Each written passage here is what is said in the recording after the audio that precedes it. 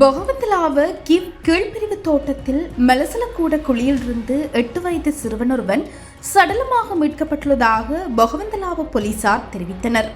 இந்த சம்பவம் நேற்று மாலை 5:30 மணியளவில் இடம்பெற்றதாக போலீசார் மேலும் தெரிவித்தனர். சம்பவம் தொடர்பாக தெரிய வருவதாவது, சிறுவனின் தந்தை வீடமைப்பு பணியில் ஈடுபட்டுக் கொண்டிருந்த வேளை சிறுவன் கை கழுவுவதற்காக வீட்டின் பின்புறத்திற்கு சென்றபோது அங்கு நீர் நிரம்பி காணப்பட்ட குழியில் தவறி விழுந்துள்ளதாக தெரிவிக்கப்படுகிறது. இன்னொரு வீட்டில் இருந்துக்கிட்டு வீடு ஒன்று கட்டிக்கிட்டு இருக்காங்க. அப்போ அந்த வீட்டுக்கு டொய்லெட் பீட் ஒன்று வெட்டியிருந்தோம். ஒரு 5 அடி ஆழத்தில் தான் வெட்டியிருந்தோம். இன்னும் கொஞ்சம் வெட்டோன்னு சொல்லி வச்சுருந்தோம். நேற்று மழை கூட தானே தண்ணி நிறைஞ்சி, அப்போ 2 மணிலேருந்து நானும் எங்கள் மகனும் உள்ளுக்கு வேலை செஞ்சுக்கிட்டு இருந்தோம். 5:30 மணி போல் வீட்டுக்கு கை கால் கழுவ போக சொல்லி நான் அனுப்புனேன். அப்போ அவர் வீட்டுக்கு போயிட்டாருன்னு நான் உள்ளுக்கு எல்லாம் ஒதுங்க வச்சு சாத்திட்டு வந்தேன். அந்த டைமில் அந்த குழி வெட்டியிருக்கேன்னா நான் மனமே போயிட்டு பார்த்துட்டு தான் வருவேன். அப்போ பார்க்க போகிறக்குள்ள செருப்பு 2 மேலே இருந்துச்சு. அந்த டைமில் நான் எங்கள் ஒய்ஃபுக்கு வீட்டுக்கு சத்தம் வச்சு மகன் வீட்டில் இருக்காரான்னு அவங்களுக்கு விளங்கலை.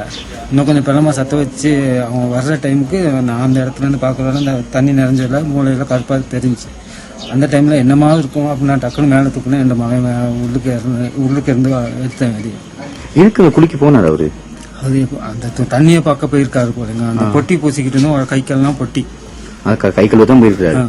அவரோட பேர் என்ன? Elon Sasan. முழு பேர் எலோன் சசானா? Leo Patrick Elon Sasan. எத்தனை வயசு? 8 வயசு. எந்த ஸ்கூல்ல படிக்கிறாரு? கியூ ஸ்கூல்ல கியூ தமிழ் ஆண்டு 3 படிக்கிறாரு. தனது மகனை காணவில்லை என சிறுவனின் தந்தை 2 முறைக்கு மேல் கூக்குரல் எழுப்பியும் மகன் வராததை தொடர்ந்து தந்தை வீட்டின் பின்புறமாக சென்று பார்த்தபோது சிறுவனின் பாதணிகள் 2 மிதந்து கொண்டிருந்ததாகவும் அதன் பிறகு சிறுவனை மீட்டெடுத்து டிகோயா கிளங்கன் ஆதார வைத்தியசாலைக்கு கொண்டு சென்ற போதிலும் சிறுவன் மரணித்திருந்ததாக வைத்தியசாலையின் பேச்சாளர் ஒருவர் தெரிவித்தார்.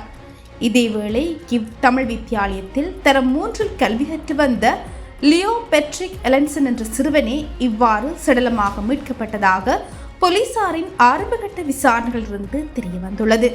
சம்பவம் தொடர்பில் மேலதிக விசாரணைகளை மேற்கொள்ள தடயவியல் போலீசார் வரவழைக்கப்பட்டு பிரேத பரிசோதனைக்காக சடலம் டிகோயா கிளங்கன் ஆதார வைத்தியசாலையின் பிரேத அறையில் வைக்கப்பட்டுள்ளதாக போலீசார் தெரிவித்தனர்.